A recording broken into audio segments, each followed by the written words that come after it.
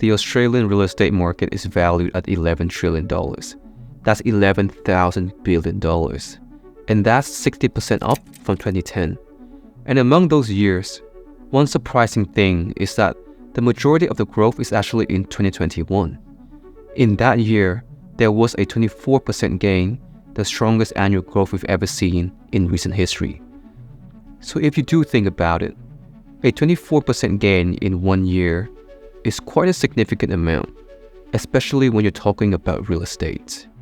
Because when you factor in the fact that most people have around a 5x leverage because they all put down 20% for their deposit, it's actually a very significant and insane amount.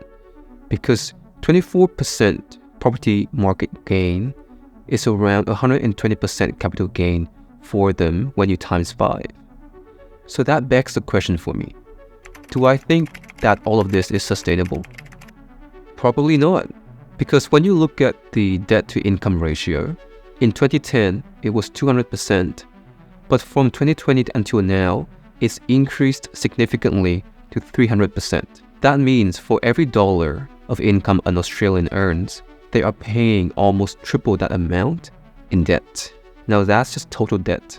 But when you actually look at the monthly outgoing cash flow that people make for their mortgage payments, it's currently now at 20% for a household family. It's the highest it's ever been in the history. But also, that's just pre-tax income. If you account in post-tax income, this can come up to 30%. And you know how I mentioned that this is all for a household family? Household is 2 people. So that's the best case scenario. I do know quite a lot of people out there on their own holding a mortgage, which is around almost half of their income paying mortgage payments.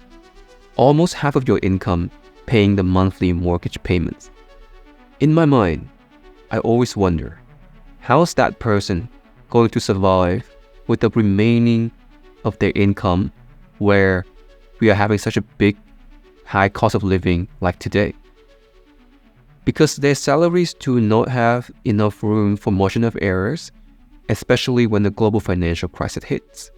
How are they going to be able to make it through? And I've asked these few questions to them before, and they told me 2 things. It's either that they think the market will always go up because their real estate agent told them so, or they think that they will just sell right before the top of the market. Now, firstly, markets have ups and downs. So with real estate financial crisis, sometimes the downtime can last 3 to 4 years. So can you really last 3 to 4 years of potential negative income and negative cash flow, or potential you losing your jobs for that long? Also, most people don't see the crash coming. Exactly like the way how most did not see the global financial crisis coming in 2008.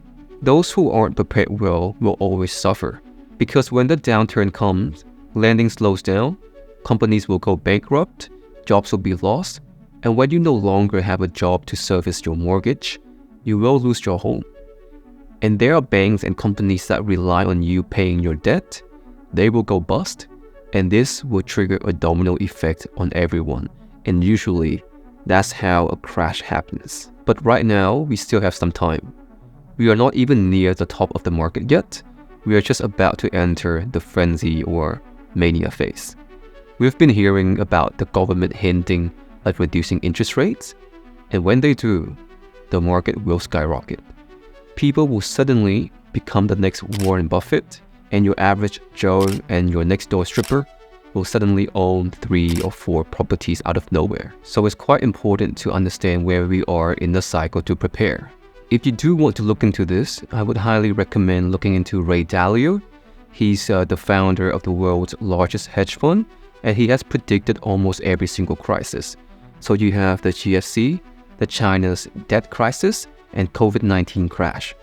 In the year of 2008, in the GFC, he made roughly around $8 billion when the whole market was crashing. Therefore, I do think his credibility and his past performance do give good guidance about predicting crashes and navigating markets like Australia. He's also shared his many systems in many of his books, and they usually include, firstly, the the debt to income or debt to GDP ratios, which I've already talked about. He also includes the property price to income ratio as well. This usually indicates how many years of income that a person needs to buy a home. Usually, higher figure of this tends to indicate how unsustainable it's going to get until people can no longer support the market. He also talks about the leverage ratios among banks, so really how much debts the banks have. It details the amount of high-quality common equity and the retained earnings that are ready to absorb losses out of all the exposures like loans and other investments. And lastly, he also mentioned the number of defaults and late payments on debt obligations between businesses and banks and people.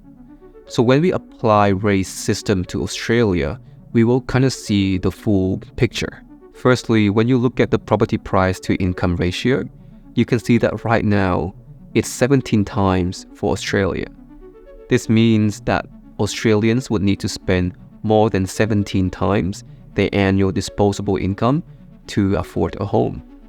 That means the average Aussie needs 17 years to buy a home outright.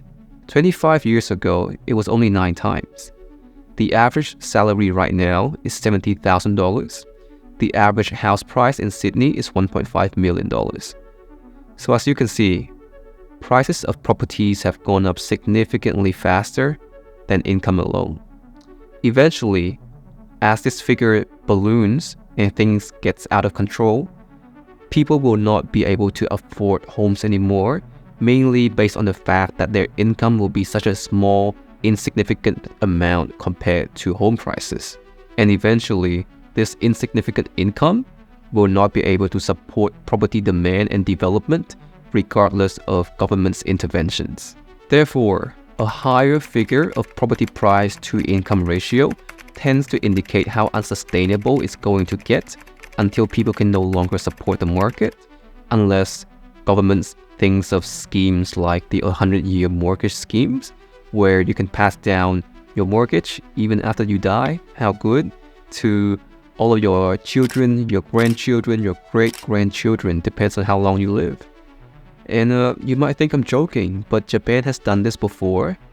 It has not worked for them, but I am not surprised if our government decides to try the same thing again. Secondly, when you apply the leverage ratios among banks to Australia, right now in Australia, it's an average of 5% among banks.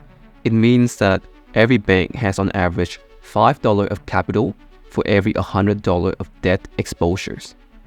That means for every $100 of debt, they have around $5 of high quality common equity and cash to absorb any potential losses or disasters from their debt. Now, 5% might sound very low, and I think it is low. So in a severe financial crisis, when asset values can drop sharply, as they did in 2008, this buffer might not be sufficient to absorb large losses. Even worse, from our research, we've seen an increase in riskier loans from banks. So stage 2 and stage 3 loans with increased risk in the last 5 years from 13% to 19% exposure. Lastly, when you look into rising default rates and late payments on debt obligations in Australia, right now, an area of focus is actually the construction industry. So in this year alone, we've seen an increase in overdue payments from them, reaching the highest level ever since 2021. Particularly, we've seen a default rate of 1.77%, which is significantly higher than any other industries. And when you look into the construction industry, last year alone, there was almost 2,000 construction companies that entered into administration, and that's a 33% increase from the previous year. Not only that, our construction sector alone accounts for nearly 30% of all insolvencies in Australia. 1/3 of the whole country is represented by one sector. That's quite a significant change if you ask me. According to Ray and other investors, every debt crisis actually starts with the construction industries first, then the effects pass down to consumers. So we're seeing the first sign of the main peak. Usually, when the construction industry is affected, it will start the supply constraints, since fewer constructions, right? Meaning higher property prices, which fuels the mania. Now, all the property projects that are delayed at the same times, meaning eventually these delayed construction projects will reach completion simultaneously. By then, it will flood the market with supply to aid the crash. And at the peak of the market, most people tend to be very highly leveraged. Therefore, they will have negative cash flows every single month because they are betting that prices will keep going up to sustain their negative gearing. However, the sad reality is, if property prices decline, homeowners and institutions who are highly leveraged could struggle to refinance or sell their properties, which again will lead to higher default rates and the start of the crash. These types of signs are what really worry me about the time to come, because everyone around me seems so optimistic. So I do hope that people are more aware that not everything go up all the time, and that people who can't afford to have short-term losses should know about this. You shouldn't take bets that you can't survive from. If you lose your job, you will lose everything. You'll lose your homes, potentially your family too. Your family needs a home to live in. So I do want people to be very cautious, to understand the cycle, to know where we are. And I know I've been saying a lot of negative things thus far. There are a few bright things that we can look at. Because as bad as things might seem, I don't think Australia will get as severe crashes as the US. It's because when we look into the debt to GDP ratio, right now we are at 35%, which is still a big increase from 17.6% in 2010s. However, when you compare it to other countries like the US, which is at 128%, we can see that there's a big gap. That means we still have a lot of room for our central bank to manage debt and to use debt to save the economy in the future when bad times come. So we still have that buffer. And when you look into the leverage ratio, I mentioned before how right now all the banks are really highly leveraged with not a lot of safety precautions in case the worst case scenarios come.